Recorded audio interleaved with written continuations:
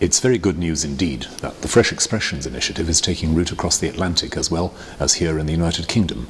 And I want to send my very best wishes and blessings and prayers to the conferences that are happening in Canada. Fresh Expressions is certainly no longer any kind of marginal or spare-time interest for the Church of England. In recent years, it's become more and more part of what we take for granted in the Church of England as a way of moving forward and growing as the body of Christ, the fellowship of Christ's friends here in this particular society. The inspiration of Fresh Expressions came from a sense that God was already doing things in assembling people to explore his meanings, his purposes, to explore one another, to rediscover what it meant to be a church. And out of that very diverse, very diffuse experience, we gradually began to pull together a sense of what a mission-shaped church might look like, to borrow the title of Bishop Graham Cray's wonderful report on this. The phrase appeared around that time, and I have to take some responsibility for it myself, that we were perhaps looking for a mixed economy church. A church that didn't just tear up what was good and fruitful in the past, and that wasn't in any sense trying to replace traditional styles of parish ministry and congregational life, but recognizing that that wasn't reaching everybody, and that for the vast majority of the population, we really needed to rethink what a church might be like, what a congregation just might look like in a very, very different setting. For all this to happen, quite a few other things have needed to be in place. We've been very richly blessed with the ministry of those who've led the Fresh Expressions initiative here in the UK.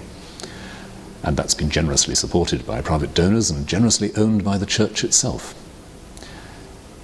It's also involved rethinking a bit what we expect of ordained ministry.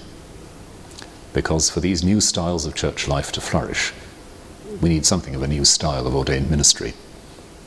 We need people with pioneering skills, with entrepreneurial skills, people perhaps a little bit more willing to take risks than some traditional clergy might have been in the past. But the great message is that this can be done together. As I said earlier, this isn't some kind of odd minority interest. This is something the whole church is working at. And my deepest prayer and my strongest hope is that in Canada, as here in the United Kingdom, this Fresh Expressions initiative, this new vision, can go forward with a very clear sense that this is something everybody's involved in.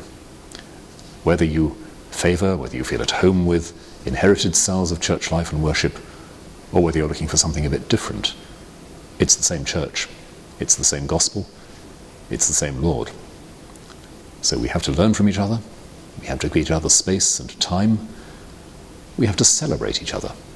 And I hope that whatever comes out of these conferences in Canada, it'll really help us to celebrate together what it is to have this great gift of being drawn together by God through Jesus Christ, to proclaim good news, liberation and healing to a deeply wounded world.